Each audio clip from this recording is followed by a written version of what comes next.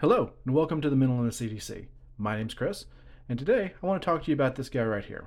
I'm going to give you a full review of the Pena Mula. Now, the Pena Mula is a knife that I've had a complicated relationship with. It's probably one of the favorite knives I have right now in my rotation, but it didn't start out that way, and I'd like to talk to you about how we got to where we are right now. In case you didn't know, the Pena series X series is the production series of knives from Enrique Pena, who is a very gifted custom knife maker, and he works with Riot as an OEM to make his X series, which are production models of his custom knives. So this knife right here, like I said, I've had some interesting experiences with.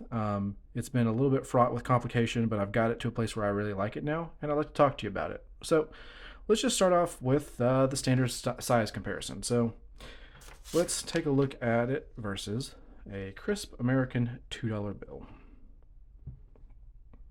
There we go. And then everyone's favorite, the Benchmade bug out.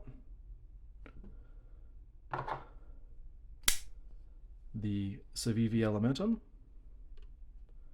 And why not the QSP Penguin. So you can kind of see it has about the same blade, usable blade area as the bug out. It's a bit bigger than the two budget options here on the table. It is quite a folder. It's hella tough. It's made out of titanium. It's titanium throughout. It has a titanium pocket clip. One of the things that has been a bit of a point of contention with me, which we'll talk about soon. Titanium lock bar.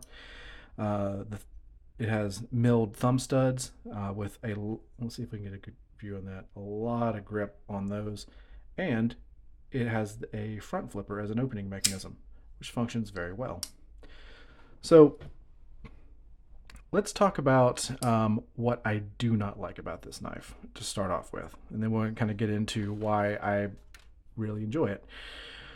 When I first got this knife, the lock bar and the detent was incredibly tight. Like, I could still open it with the thumb studs, but I was damn near skinning my thumb and finger trying to do the front flip, and I thought it was something I was doing wrong. I wasn't hitting the right angle, or I wasn't, using the right geometry to get this thing to flip open. It just wouldn't go, and it was tearing up my thumb. So I took it apart, and I realized that the lock bar was pushing on the detent ball in the blade, or into the blade, was extremely tight. So that's one of the interesting feats of engineering you have to overcome when you have a knife like this, because you have two different methods of opening, and the detent has to accommodate both, right? So when you're opening with a thumb stud, there's a lot of force going in this direction to kick it out. So you can have a stronger detent to keep the blade in place and not coming out of the closed position. However, when you have a front flipper, top flipper, anything like that, the amount of force that you can exert and the torque you can put around the pivot is dramatically less than the force that your thumb can impart on a thumb stud. So you, by definition, almost have to have a weaker detent to accommodate that opening method. And that doesn't necessarily mean a bad thing. Like, it needs to break the detent a little bit easier, because at the end of the day, the only reason the detent is there is to keep the blade in the closed position, and also require enough force to kick the blade out to break the detent. So once you hit that threshold of kicking it out, it works, right? So to fix that, I had to take this knife completely apart. And so you see the lock bar right here was pushing way too hard into the interior of the knife. And you end up having to take this little screw out right here, and there is a steel lock bar that is the interface between the blade and the titanium lock bar. So you physically have to take that screw out, remove the little piece of steel in there, and that'll allow you actually to bend the lock bar past the frame of the knife. The reason why this whole thing is in here so that you can't accidentally do that and then weaken the detent, like with that little piece of steel in there, it's forming two functions, right? It's keeping the titanium the face of the titanium away from the blade, but it's also has a little bit of steel that is interacting with the rest of the frame, so you can't actually move this lock bar any further than the full open position. So I had to take that out and bend it out, and it's something you have to do very slowly, like do a little bit of bending, put the whole knife back together, test your detent, take it apart, do it a little bit more, and eventually you dial it in. And I actually did go a little bit too far and had too weak of a detent, so I had to bring it back in and actually bend the lock bar in a little bit, and finally I dialed it back in. So now the detent is perfect. Like it flies out. It has the easiest middle finger flicking action of any knife I own. Like I can just deploy it with basically just a flick, and then the top. Perfect. Love the action on this knife. So that was issue number 1. Issue number 2 is this clip right here. Pena's tends to use these stick clips, and as you can see, like it has this interface with the rest of the knife, which is just a single point. So what ends up happening is every time you pull this in and out of your pocket, this little thing hooks on any little lip of denim and just destroys your pocket. Not to mention, and I guess I'll talk this right now, the milling out of the lock bar that causes it to actually bend in and hold the detent. These things are a little bit sharp. Like as you put it in and out of your pocket, you hear the ribbing come in and out. Over time, it's like a saw. It's going to ruin your jeans and going to ruin your pants. So I have addressed the clip issue, and I'd like to show you how I did that right now, because this clip had to go. So another nice thing about this knife, everything's T8. Like even the lock bar insert. So it makes working on this knife actually fairly easy when you only have to have one bit. And if you're interested in the tools I'm using and the bits, I'll have them linked in the description below. They are highly recommended. So the clip comes out pretty easily, and you have your 2 screws. Now, there is no aftermarket clip for this, to my knowledge. You are stuck with this one, or rigging something else up is what I have done.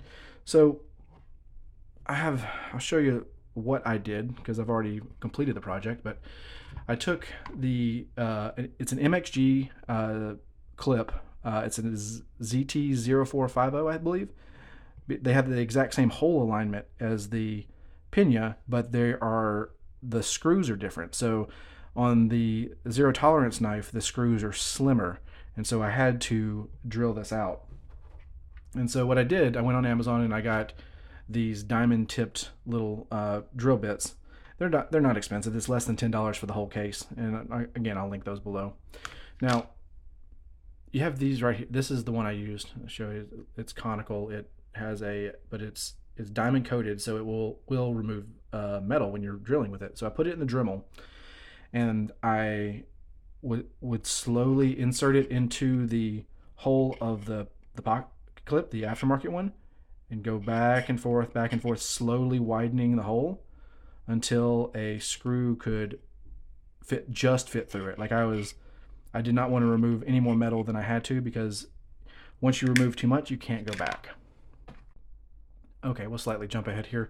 So I got the pocket clip installed, and quite honestly, like if you were just looking at this in my hand, you wouldn't notice that this is an aftermarket clip, especially one that doesn't fit. If you look at it from the side, you see that the 2 screws, since they do recess into this pocket clip, they do sit proud on the aftermarket one. And I'll be honest, they do catch denim every now and again when it's going in my pocket, but it's rare, and this thing actually allows me to have a functional deep carry pocket clip, whereas this one, when it sits in the pocket, like you look at it, you have like that much of it sticking out versus this much. Like it's definitely an improvement in my eyes. And also, the old pocket clip used to actually sit on the lock bar and put pressure on the lock bar if you were to be holding it with it, versus this one, its weight is distributed across the lock bar and the frame, and so it can't push past the frame, therefore it can't put pressure on the lock bar. So by making that one little mod and adding an MXG clip, it turns this knife into a actual joy to carry versus something that is frustrating and actually tears up your pants. Because, and if you even look at this, the stonewash on this blade, or on the stonewash on the titanium, matches the MXG clip, versus this is shiny in a way. It's it doesn't look like it was meant for this knife. It doesn't have the same texture. It doesn't have the same stonewash. It actually just kind of popped a little bit. Maybe that was intended. I'm not sure, but it is what it is. So let's talk about now we've gotten the things that I didn't like about it and how I fixed them. Let's talk about what I do like about it. So one of the nice things I like about it is the size. So I get a full 4-finger grip on this knife. And I was actually looking at a few other knives in my collection that tend to make it in my pocket about as much as this one does. And I noticed something they all have in common, and it's the size. So I'm going to lay them out right here. You got the Pena Mula, the ProTech Malibu, and the Benchmade 940. So these three are probably the highest 3 knives in my current rotation, and legitimately they are about the same size. It's just what my hand wants, what fits in my hand. And so taking this one out of the equation for a minute, historically the Benchmade 940 has been my go-to knife for a very long time. It's it just fits me. I've enjoyed this knife for a long time, and I was noticing with the Mula. So let's look at the similarities here. So if we line them up, we have a very similar blade shape. Like there is a much more upswept portion on the Mula versus a flat before the upsweep on this one. And the 940 has that classic reverse tanto, right? Whereas like you can make an argument for a reverse tanto. I mean, it's a Warncliffe, sheep's foot, something or other, but if you were to grind that flat, it would look almost like this. And to that effect, like they feel very similar. When I hold them in my hand and deploy them, like all I am doing is changing a lock mechanism. Like have you ever wanted a Benchmade 940 that had a frame lock? Because that's what this is. So I found that that's what fits my hand and what I like. Having that full 4-finger grip, a blade that is a little over 3 inches long, and just a sturdy blade. Because even if we take these and look at them from a top-down view, you end up with the spine material is thick, and then it dramatically gets thinner, and then it gets thicker again for the tip. So I will see if I can't show that here, but you have that swedge in both of these blades. And so that's one of the things I really like about it is I like the blade shape. I like the heft of it. It does feel substantial. It's a full titanium knife, and it does suit me on a day-to-day basis, especially with this pocket clip. So let me show you what it looks like when it's carrying. So I'll pull out the old Daisy Dukes here, and we have this clip will hide the knife pretty much all but the top of the nub if it's in the back pocket. And then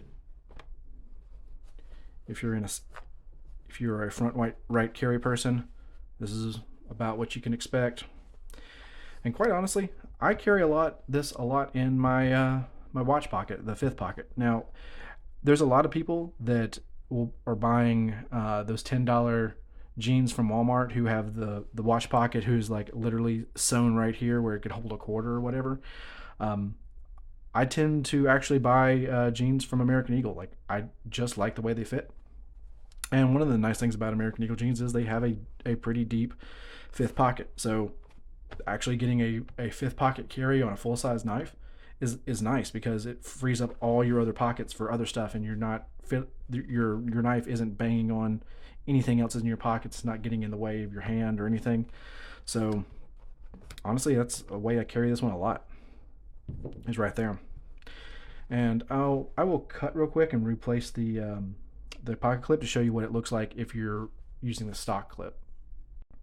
Okay, so here we are back with the stock clip back installed. So from a rear carry perspective, you end up with, you see how much is riding above the hemline versus the other one. And I'll see if I can get this to, yeah, like I'm pulling on this and it is catching that denim. And so just over and getting it back in, like in and out, it causes so much wear and tear on your clothing that it's just not worth it. In the front pocket, this is what it's going to look like. And then if you were to want to do fifth pocket carry with this, you know, it is sticking out quite a bit. So, okay, we're back with the pocket clip configuration that I actually prefer. So, where to get this knife? It's not always in production. The best advice I can give you is follow Enrique Pena on Twitter or probably Instagram. When he drops these, he'll announce them on his Instagram. Sometimes you'll see them show up at various knife dealers like Knife Center or Blade HQ in drops, and they tend to sell out pretty quick. So you kind of have to be on it and know that you're in the market to buy one of these. One thing I would point out is I have seen ones that don't have the jimping right here, so they all but lose the front flipping for functionality. So you can still very easily use it as a thumb stud, but you don't have the jimping on the top to be able to have the alternative opening mechanism, which, well, that's one thing I really like is the front flipping action. It's just useful. And if you're going to buy this knife, might as well get the one that has all 100% of the functionality, right? So that's another thing. It is a harder knife to get. They usually go for around 300. You can probably find them on the secondary too if you're on Reddit or on some of the blade forums. But yeah, that comes in a couple different models. I like the one with the natural micarta, has the copper back spacer and the stone wash finish. But that's my review, guys. I appreciate you watching. I'd appreciate a like and a subscribe if you found this useful. I will be doing a disassembly and maintenance video coming soon to show you how to take this thing apart, maintain it, and put it back together. And I very much appreciate you being part of this community. Thank you very much, and have a great day.